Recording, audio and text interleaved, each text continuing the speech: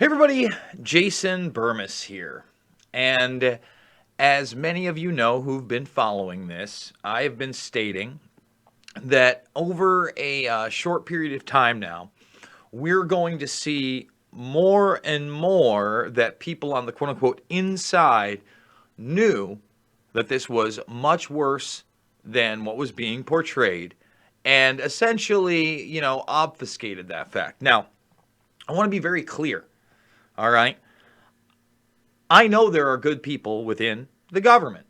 There are good people within the alphabet agencies. There are good people even within the privatized versions of those alphabet agencies. And often these people are analysts and people on that level, right?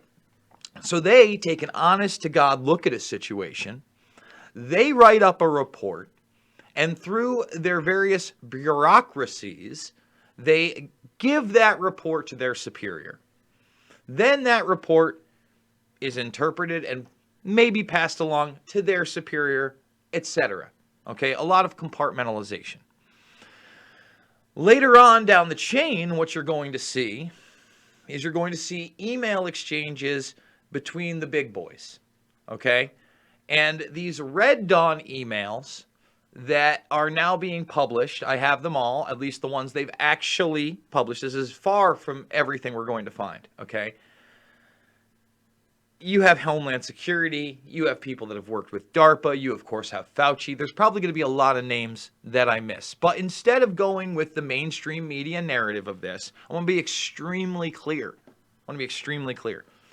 I don't think they told Trump the truth about this in November, December, even January. They were holding a lot back.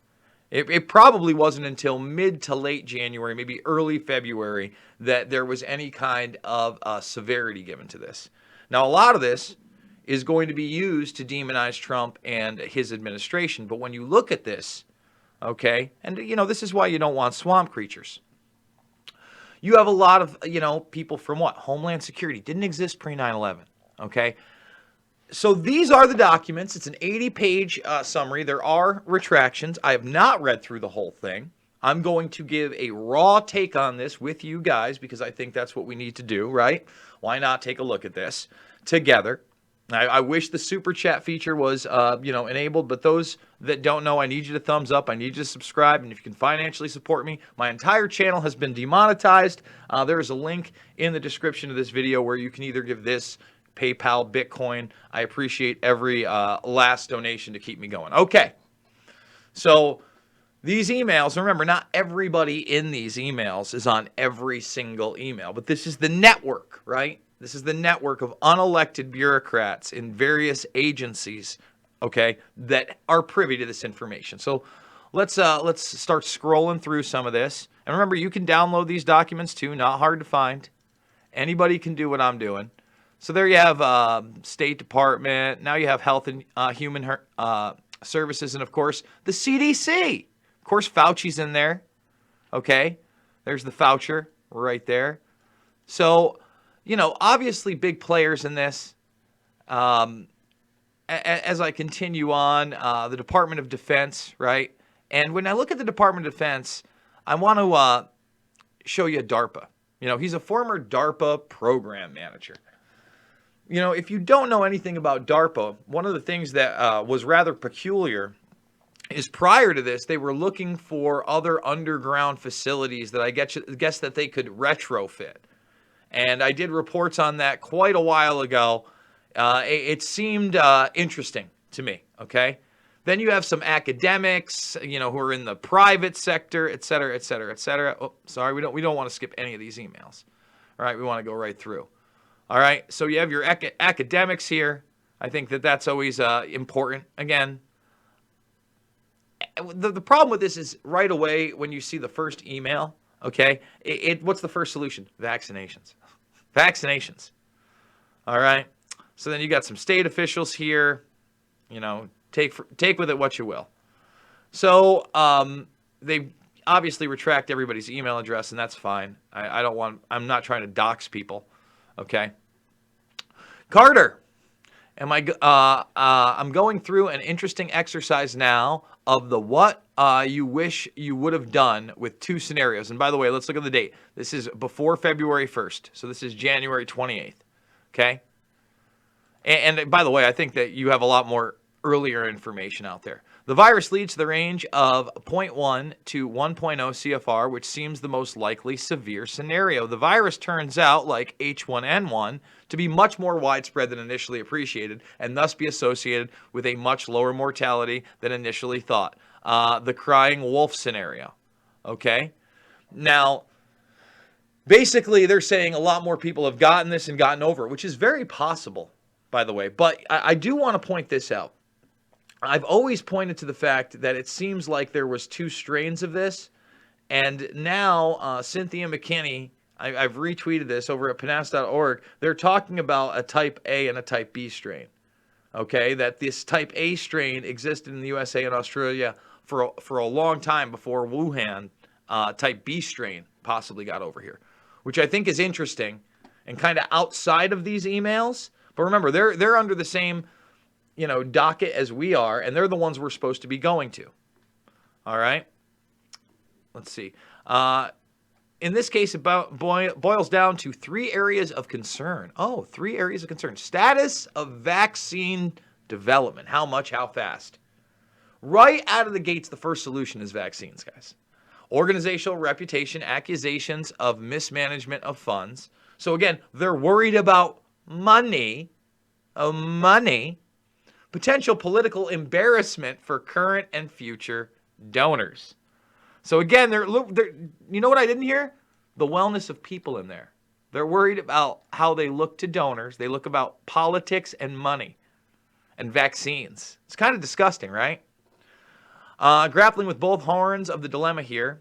Would welcome you wrapping your brain around it and how to proceed in the most prudent way.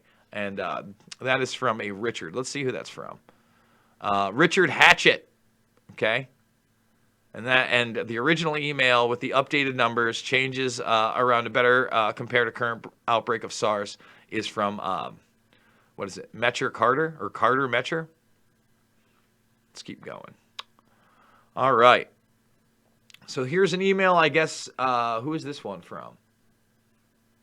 This is from Carter. This is a retort.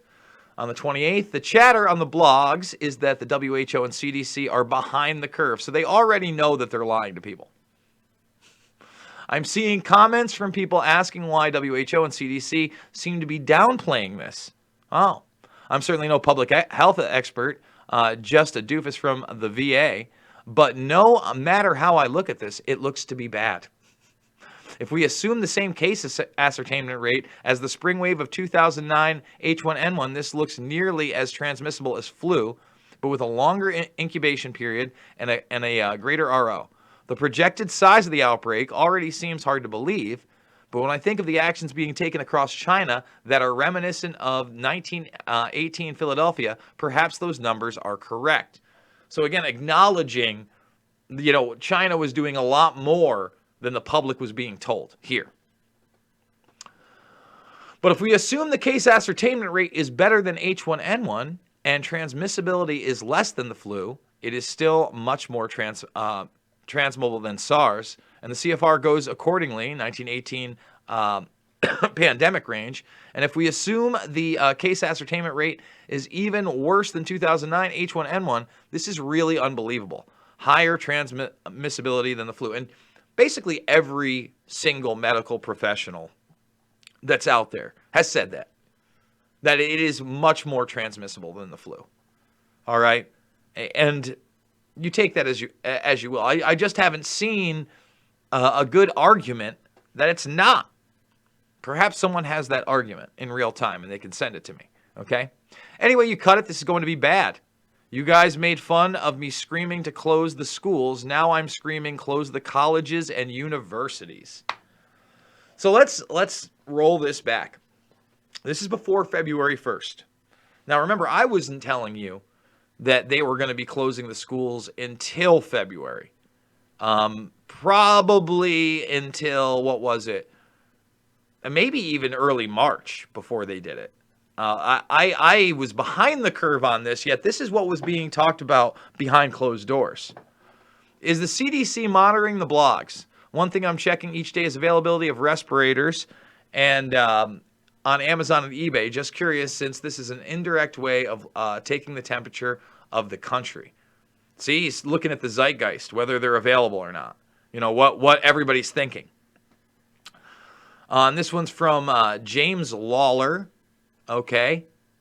And this one goes to that person from the DOD, the former person who worked with DARPA. Great understatements in history. Napoleon's retreat from Moscow, just a little stroll gone bad. Pompeii, a bit of a dust storm. Hiroshima, a bad summer heat wave. And Wuhan, just a bad flu season. So again, late January, this person also acknowledging that this is going to be a big event. All right? But as I've told you, most of this is scripted. You know, I just saw parts of Cuomo's press conference from today on Easter, and I got to tell you, like while I'm watching it, you know, he announced another almost 800 deaths in New York again today. Okay, and you take whatever you want on that, man, but those numbers are big.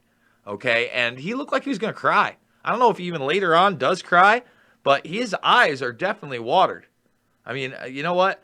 We'll do it live and we'll show it to you. But you tell me that guy doesn't look like he's about to cry. I'm just telling you, I've never seen the guy that broken. And you know, I'm not going pro Cuomo on you here, but I just want to let you know that this is going to affect people on a human level. And as documents like this leak out, more and more is going to leak out. All right, this is the true permanent class that hid this information from the public. Classification unclassified. Team, I am dealing with a very similar scenario in terms of not trying to overreact and damage credibility. My argument is that we should treat this as the next pandemic for now, and we can always scale back if the outbreak dissipates or is not as severe. All right. Now, again, had they not shut down society, let's see who this is from. This is from Matthew Hepburn. Okay, this is the DOD guy. This is the DARPA guy. All right. Let's keep going down.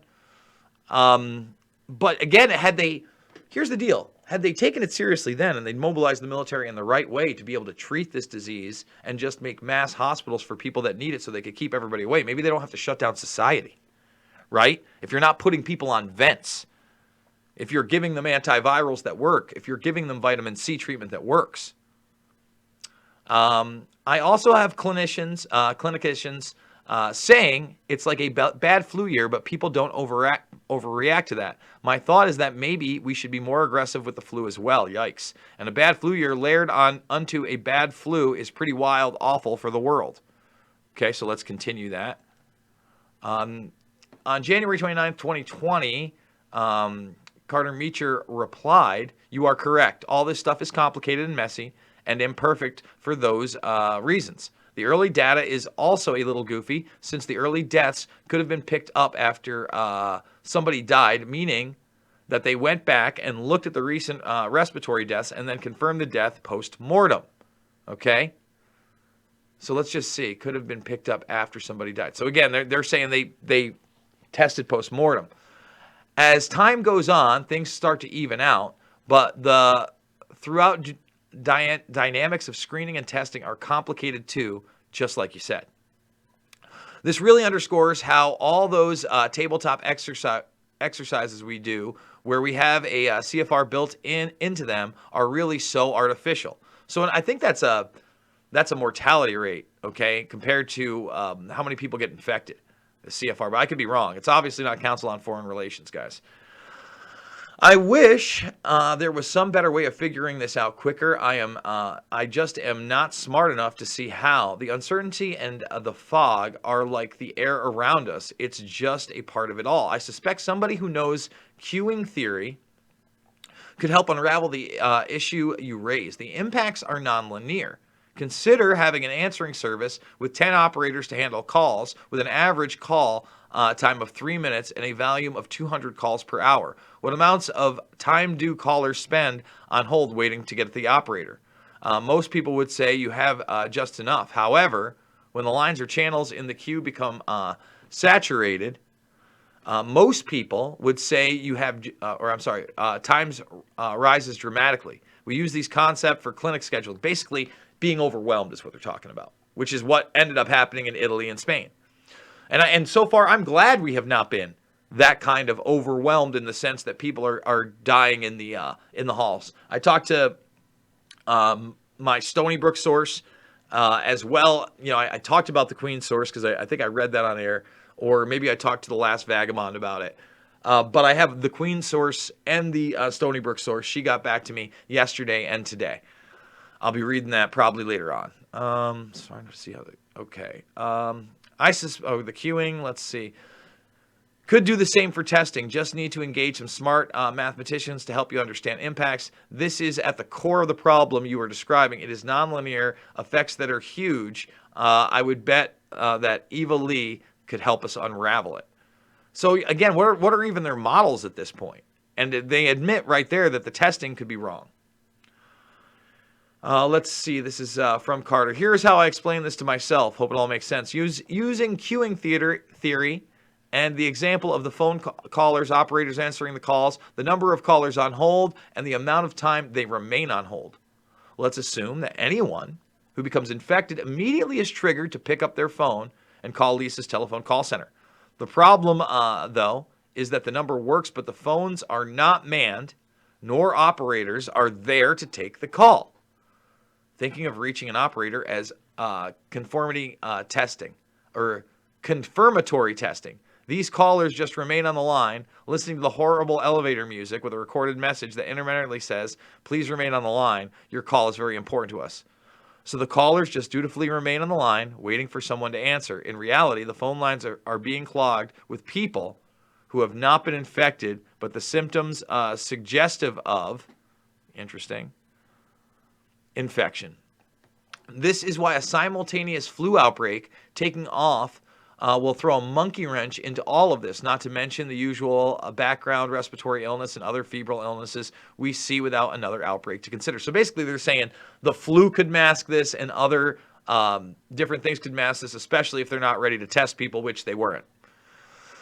If we look at the percentage of confirmatory tests that are negative, we can get a sense of how important this group is. These callers tie up the operator time and prolong the amount of time infected callers wait on hold.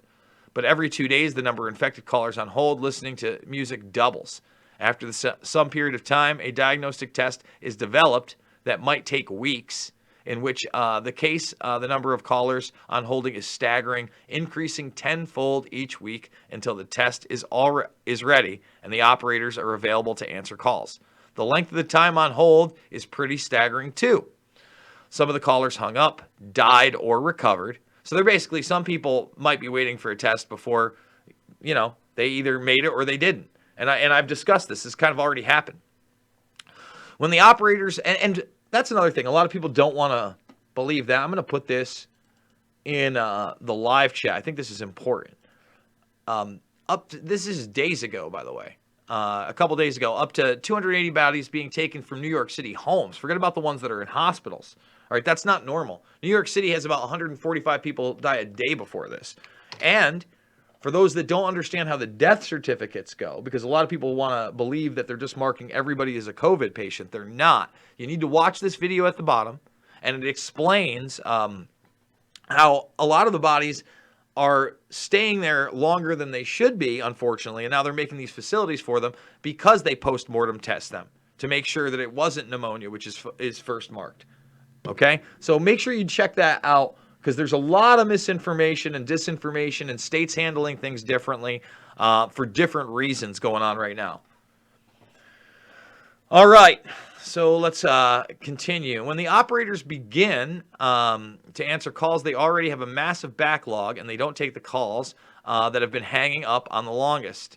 Yeah, that's true. They prioritize these calls that seem to be the most urgent, the equivalent of testing hospitalization patients, ER patients. And by the way, I'm not going to show this, but let's read that now, because some of them have not been tested and confirmed. That was also talked to this nurse about.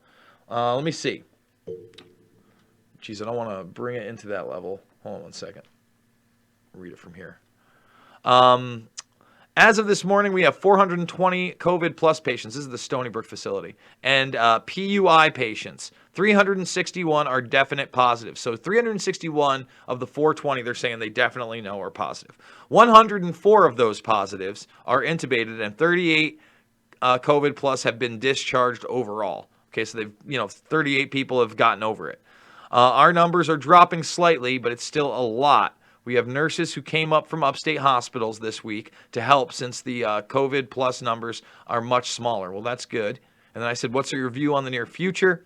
She said, I don't really know when this will end, honestly. I think if we open businesses up too soon, we will be starting over. And that if it goes away over the summer for a little, which I think it will, then it will come back in the fall, and we have all shut our windows and gather closely. Yeesh. So again, that's my nurse source over at Stony Brook. Guys, this is obviously a long and involved set of emails. This is going to be my first, I think, deep dive into it. I'm going to continue from here, but notice they start talking about how many people could catch it on a Black Friday or a Walmart and cashiers, but those are the things that are still essentially open. Just want to point that out. All right. And there's a lot of talks about the 2009 H1N1 strain, but obviously that, at least visually, did nowhere near the damage that this one did.